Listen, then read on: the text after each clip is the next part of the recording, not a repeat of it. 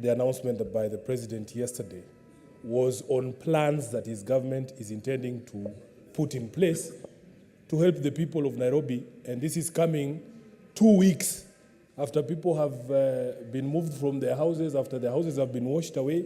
I was extremely disappointed, Honorable Speaker, that instead of coming and addressing the people of Mathare about what the government has already done, the head of state was talking about things that he's going to do.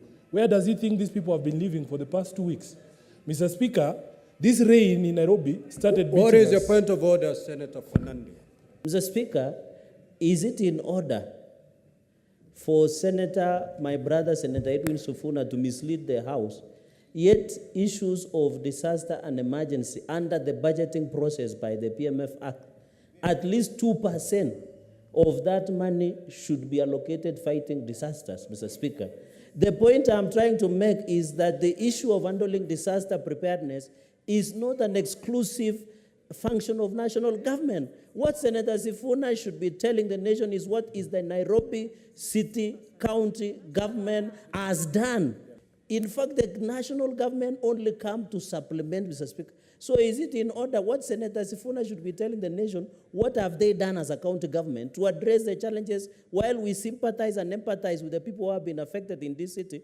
What have they done as Nairobi City County on their 2%?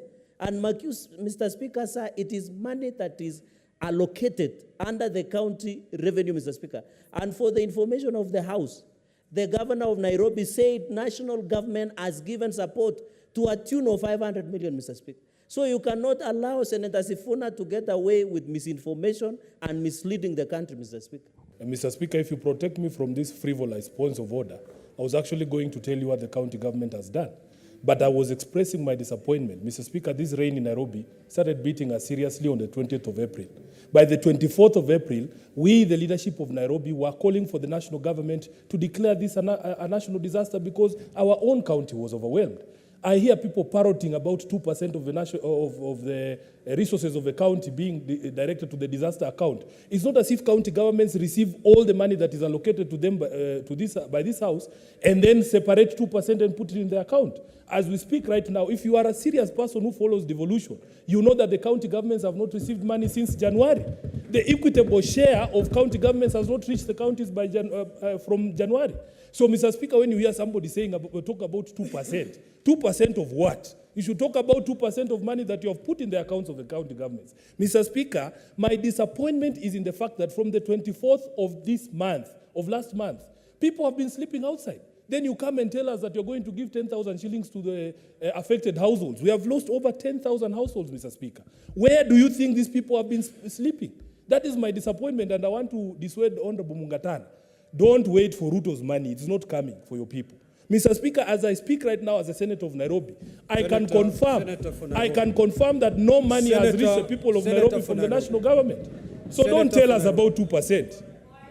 Senator for Nairobi, in this House, we use parliamentary language. If you're referring to a colleague, you refer to them as Honorable Senator. If you're referring to the President, you refer him as His Excellency, the President of the Republic of Kenya. We do not have a Mr. Ruto. So kindly abide. I want to advise... I thought you had concluded. Yes, Senator. Let me make the correction you asked me to make. Okay, I want to ask the Honorable Senator for Tana River, the very able Danson Mungatana, do not wait for President Ruto's money. It is not coming. I thank you, Mr. Speaker.